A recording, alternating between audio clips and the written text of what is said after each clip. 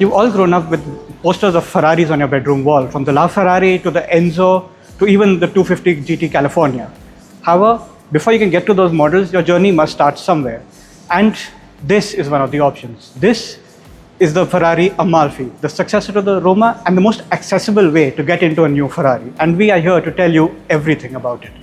If you do enjoy this video, make sure to hit the like button and to share it with your friends. And if you want more such content from Car and Bike, make sure to hit the subscribe button and the bell notification to get all the latest updates.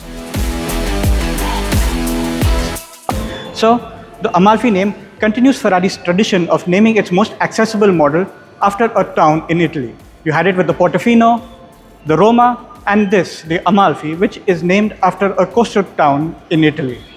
Now, the Amalfi could technically be considered a facelift to the Roma. So you have a design that has been refined from the Roma. You have this updated front end with these sleek LED headlamps, this little intake over here, this black panel over here for the central air dam, and a prominent front splitter finished in body color and black. In profile, not much has changed from the Roma, and that is not a bad thing. The Amalfi still has beautiful body lines. You've got these little prominent fenders up here. It stretches, lines flow all the way down, and a prominent rear haunch. Changes to the rear end include these new slim LED headlamps with a little black strip across over here. You have an active rear spoiler and a large diffuser and of course quad exhaust. Compared to the Roma, the Amalfi gets a substantial redesign to the interior. You still have that twin cockpit layout. You got this big 14-inch display in front of the driver which tells you everything you need to know about the car. You have a 10-inch touchscreen which is now landscape oriented instead of portrait. You have a flatter center console, and you also have an optional third display for the passenger.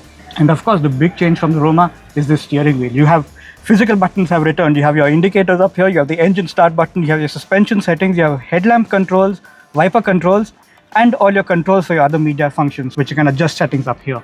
Technically, the Amalfi is a 2+2 seater, but seeing the kind of space you have at the back, yeah, you're only taking 2 people anywhere. On the whole, the interior is still very minimalist. You have your AC and media controls on the center screen over here. The co-driver gets his own dedicated controls on this small display. You have a wireless charging pad over here, a single cup holder, 2 buttons for the power windows, and this 4H pattern shifter for the automatic gearbox. So you have the familiar 3.9 litre twin turbo V8 that you also had in the Roma, but now it makes 631 bhp. That is about 11 more than before. Torque, however, is unchanged at 750 Nm, and in terms of outright performance, this thing will hit 100 km per hour in 3.3 seconds, which is 0.1 seconds faster than the car it replaces.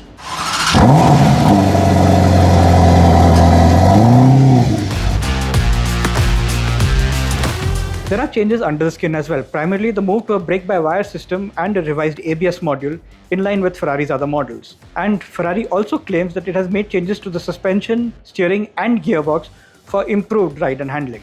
And no Ferrari is complete without it being customized to your taste, and you have a wide range of options to pick from. Options are endless. You can choose from paint, you want to add any liveries to the car, you want to go maybe change something about the roof, you want to change the kind of wheels you want on the car, you can go to the interior, you can adjust what kind of seats you want, seat belt styles. Even the upholstery can be adjusted individually for the dashboard, doors and seats. And then you come down to the price. The most accessible Ferrari will set you back 5.59 crores, and that is before you option on everything else that you see on this car. So what are your thoughts on the Amalfi? Is this a car worthy of a poster on your bedroom wall? Do let us know in the comments.